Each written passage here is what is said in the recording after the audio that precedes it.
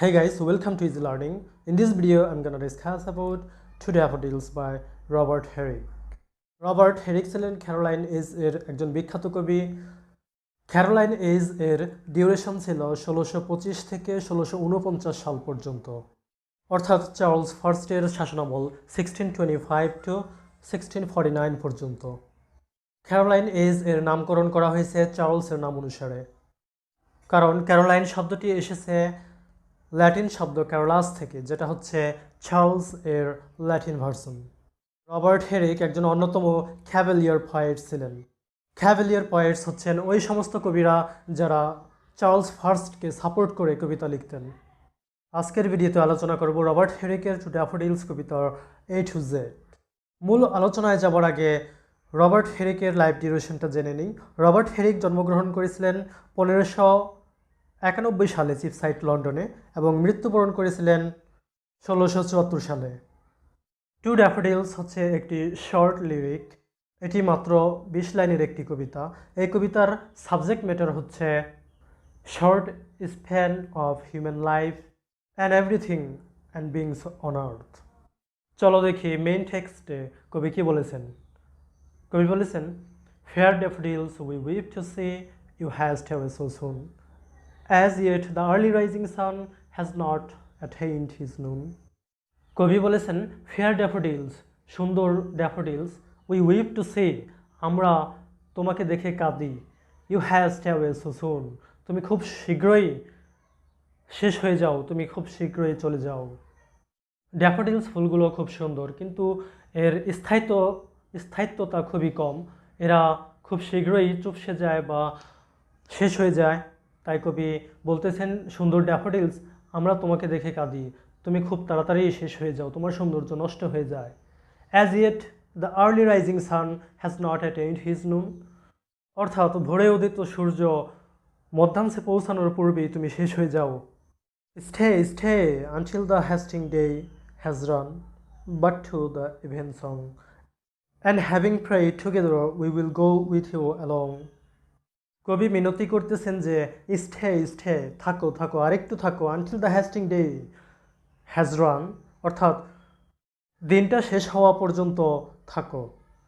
এখানে হেস্টিং মানে হচ্ছে তাড়াতাড়ি, তাড়াতাড়ি ফুরিয়ে যাওয়ার দিনটা বলতে বোঝানো হয়েছে। ম্যাটাফরিক্যালি বা সিম্বলিক্যালি বোঝানো হয়েছে আমাদের জীবনটাকে, আমাদের লাইফটাকে, যেটা খুব দ্রুত শেষ হয়ে যায়। পরবর্তী লাইনে ইভেন সং বলতে ইভিনিং সং বা ইভিনিং প্রেয়ারকে বুঝিয়েছেন। কবি ফুলগুলোকে মিনতি করেছেন দিনের শেষ পর্যন্ত থাকতে, এবং তিনি বলেছেন যে আমরা একত্রে প্রেয়ার করে, একত্রে প্রার্থনা করে, সন্ধ্যাবেলার যে প্রার্থনা আছে ইভিনিং প্রেয়ার, সেটা শেষ করে চলে যাব একসঙ্গে। কারণটা হচ্ছে, পরবর্তী লাইনে কবি বলেছেন, we have short time to stay as you, we have as short spring, অর্থাৎ আমাদের জীবনটাও তোমার মতোই স্বল্প সময়ের, আমাদের যৌবনটাও স্বল্প সময়ের। এখানে স্প্রিং বলতে বোঝানো হয়েছে ইউথকে বা যৌবনের যে সময়টা আছে মানুষের, সেটাকে। কবি বলতেছেন যে we have short time to stay as you, daffodils ফুলগুলোকে বলতেছেন যে আমাদেরও স্বল্প সময় আছে তোমার মতো, we have as short spring, অর্থাৎ আমাদের যৌবন বা তারুণ্যটাও অল্প সময়ের। In the next lines, the poet says, as quick a growth to meet decay as you are anything, we die as your hours do and dry away like to the summer's rain.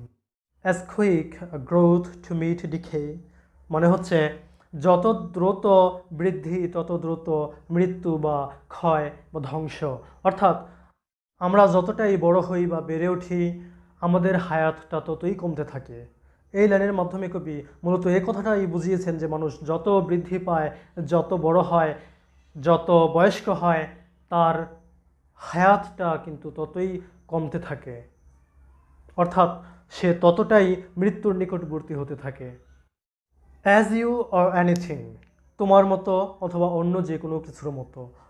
কবি ফুলগুলোকে বলতেছেন যে তোমার মতো আমাদের জীবনটাও স্বল্প সময়ের, আমরা যত দ্রুত বেড়ে উঠি তত দ্রুত তোমার মতোই শেষ হয়ে যাই, ধ্বংস হয়ে যাই। We die as your hours dew and dry away like to the summer's rain. অর্থাৎ উই ডাই, আমরা মারা যাই, অ্যাজ ইউর আওয়ার্স ডু, তোমার সময়টা, তোমার লাইফ ডিউরেশনটা যেভাবে শেষ হয়ে যায় ওরকমভাবে আমরাও শেষ হয়ে যাই, আমাদের সময়টাও শেষ হয়ে যায়। অ্যান্ড ড্রাই অ্যাওয়ে, এবং শুকিয়ে যাই লাইক টু দ্য সামার্স রেইনের মতো, অর্থাৎ গ্রীষ্মকালের বৃষ্টির মতো। বৃষ্টি পড়ার পরে কিছুক্ষণের মধ্যে কিন্তু শুকিয়ে যায়। মানুষের জীবনটাও ঠিক ওরকম অল্প সময়ের, অর্থাৎ স্বল্প সময়ের ভিতরেই মানুষের লাইফ স্প্যানটা শেষ হয়ে যায়। or as the pearls of morning's dew, never to be found again. অর্থাৎ মুক্তার মতো ঝলমলে, ভোরের উষার মতো, যেগুলো আর কখনো ফিরে পাওয়া যায় না।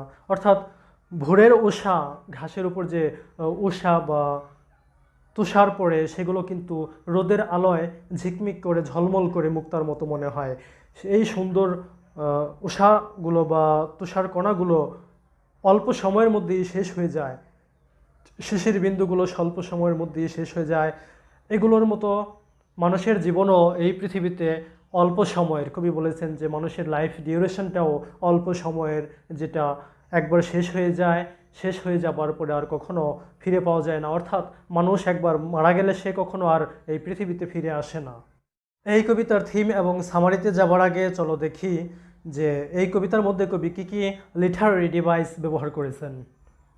টু ড্যাফোডিলস কবিতায় ইম্পর্টেন্ট লিটারারি ডিভাইসের মধ্যে রয়েছে ইমেজারি, সিমিল, অলিটারেশন, পার্সনিফিকেশন এবং সিম্বল। তো চলো দেখি ইমেজারি কি। ইমেজারিকে চিনতে হলে আগে চিনতে হবে ইমেজ কি, কারণ ইমেজারি হচ্ছে ইমেজের একটা কালেকটিভ ইউজ বা কালেকটিভ একটা রূপ, বা একাধিক ইমেজের ব্যবহারকে ইমেজারি বলা হয়। এখন কথা হচ্ছে ইমেজ কি।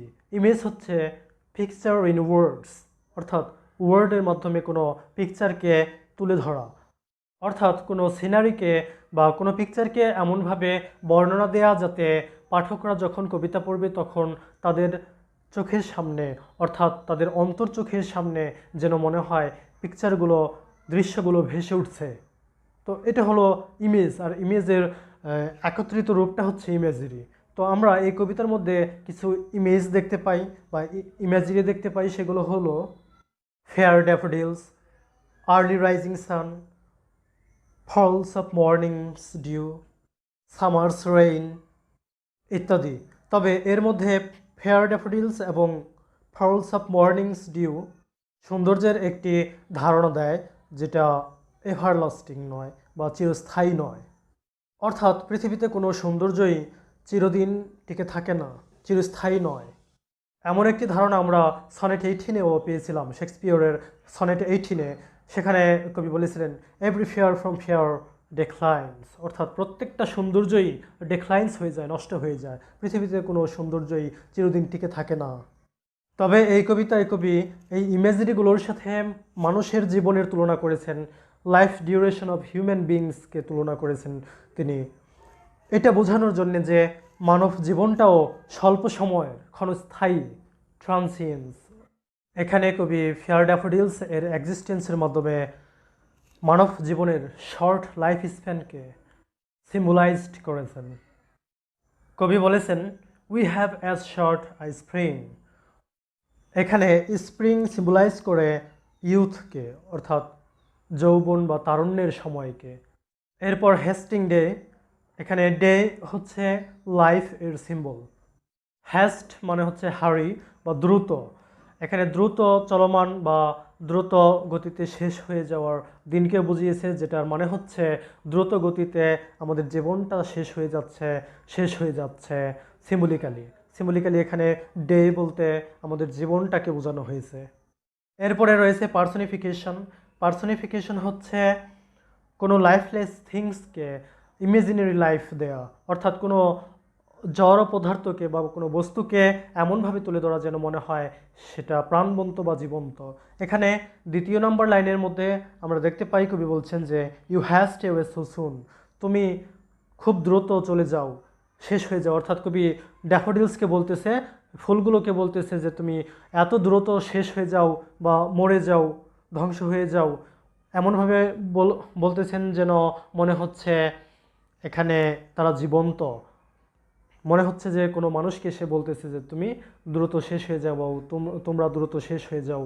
তো এখানে ইউটা পার্সনিফাই করা হয়েছে ড্যাফোডিলসকে। এরপর অলিটারেশন। অলিটারেশন হচ্ছে কোনো কনসোনান্ট সাউন্ডের রিপিটেশন একাধিক ওয়ার্ডের শুরুতে, পরপর একাধিক ওয়ার্ডের শুরুতে। তো এখানে আমরা লক্ষ্য করতেছি যে প্রথম দুটি লাইনে উই উইপ, এখানে ডাব্লিউ রিপিট করা হয়েছে।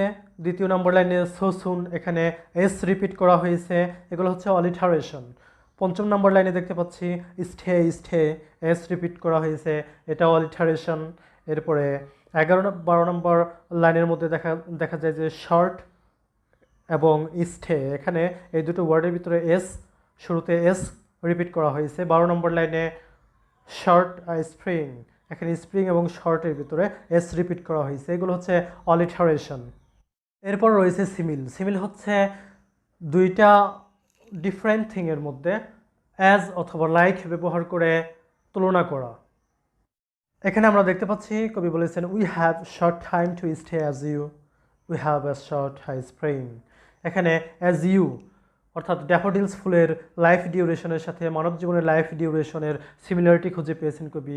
অর্থাৎ মানব জীবন এর লাইফ ডিউরেশন, মানুষের লাইফ ডিউরেশন এবং ড্যাফোডিলসের লাইফ ডিউরেশনকে তিনি তুলনা করেছেন অ্যাজ ব্যবহার করে। এটা হচ্ছে সিমিল। পরের লাইনেও সিমিল ব্যবহার করেছে। স্প্রিং বা ড্যাফোডিলস ফুলের স্প্রিংয়ের সাথে মানব জীবনের যৌবনের, মানুষের যৌবনের তুলনা করেছেন এখানে। এছাড়াও আরও কিছু সিমিল ব্যবহার করেছেন তিনি, যেমন summer's rain, falls of mornings dew, এগুলোও সিমিল। কারণ এগুলোর সাথে কবি মানব জীবনের তুলনা করেছেন, এগুলোর ক্ষণস্থায়িত্বতার সাথে মানব জীবনের ক্ষণস্থায়িত্বতার তুলনা করেছেন তিনি। তো এই কবিতার থিমের দিকে যদি লক্ষ্য করি তাহলে দেখা যায় যে মেইন থিম হচ্ছে the transience of human beings as well as the daffodils, অর্থাৎ মানব জীবন এবং ড্যাফোডিলসের সংক্ষিপ্ত সময় বা ক্ষণস্থায়িত্বতা। অর্থাৎ এই পৃথিবীতে যা কিছু সুন্দর, যা কিছু আছে, সুন্দর অসুন্দর যাই হোক না কেন, এই পৃথিবীতে যা কিছু আছে সব কিছুই ক্ষণস্থায়ী, ক্ষণস্থায়িত্বতা, এটাই হচ্ছে এই কবিতার মূল থিম। ভোরে উদিত সূর্য মধ্যাংশে পৌঁছানোর আগে, অর্থাৎ দুপুর হওয়ার আগেই স্বল্প সময়ের মধ্যেই ফুটন্ত ফুলগুলো, ড্যাফোডিলস ফুলগুলো শেষ হয়ে যায়, অর্থাৎ নিঃশেষ হয়ে যায়, মারা যায়। তেমনভাবে মানব জীবনও খুব স্বল্প সময়ের, অল্প সময়ের ভিতরে মানুষ এই পৃথিবী ছেড়ে চলে যায়। মানব জীবন যেন গ্রীষ্মের বৃষ্টির মতো এবং সকালের তুষার বিন্দুর মতো, যেগুলো অল্প সময়ের মধ্যেই শেষ হয়ে যায়। চলো এবার শর্ট সামারি করে ফেলি। ড্যাফোডিলস ফুলের ক্ষণস্থায়িত্ব জীবন দেখে কবি কাঁদছেন এবং তাদেরকে রিকোয়েস্ট করছেন দিনের শেষ পর্যন্ত থাকতে, যাতে তারা একত্রে সন্ধ্যার প্রেয়ার শেষ করে চলে যেতে পারেন। কবি বলেছেন তাদের জীবনটাও ড্যাফোডিলসের জীবনের মতোই, যত দ্রুত বৃদ্ধি তত দ্রুত মৃত্যু। তিনি বলেছেন তারা মারা যায়, অর্থাৎ মানুষ মারা যায় সামার্স রেইন এর মতো, অর ফলস অফ মর্নিংস ডিউর মতো খুব দ্রুত সময়ে, এবং আর কখনো ফিরে পাওয়া যায় না।